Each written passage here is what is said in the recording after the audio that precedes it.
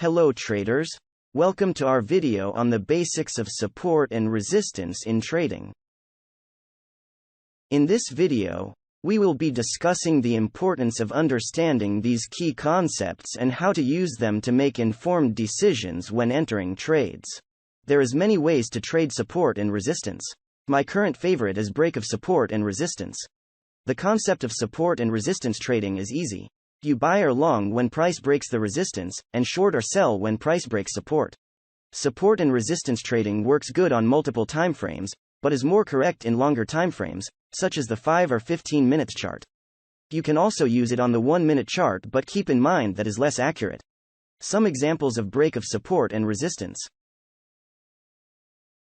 Here we have two lines. The top one is resistance and the bottom one is support. The concept is go long when it break resistance, and short when it breaks support. Here you see an AC that the price breaks resistance and goes up.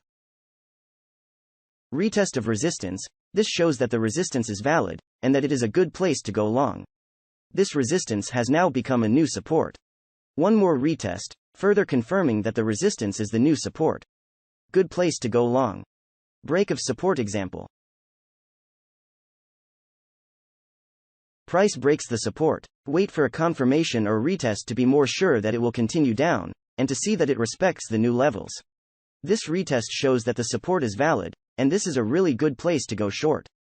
Let me give you a few examples. Resistance.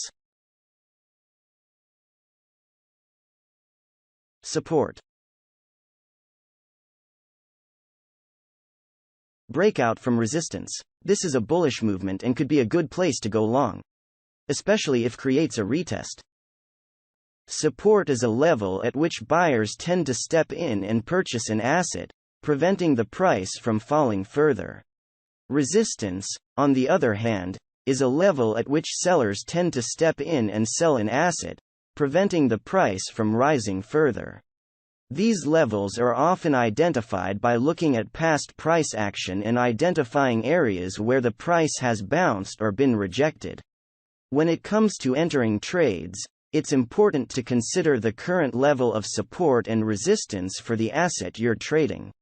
If the price is approaching a level of strong support, it may be a good idea to enter a long position, as the likelihood of the price bouncing off of this level and moving higher is increased. If the price is approaching a level of strong resistance, it may be a good idea to enter a short position, as the likelihood of the price being rejected at this level and moving lower is increased. It's also important to consider the overall trend of the asset when deciding whether to enter a trade. If the trend is bullish, it's generally more favorable to enter long positions near support levels. If the trend is bearish, it's generally more favorable to enter short positions near resistance levels. It's also important to remember that support and resistance levels are not fixed and can change over time. It's important to keep an eye on these levels and adjust your trades accordingly. In summary, understanding and utilizing support and resistance levels can be a valuable tool for making informed decisions when entering trades. Remember to consider the current level of support and resistance, the overall trend of the asset, and to keep an eye on any changes in these levels.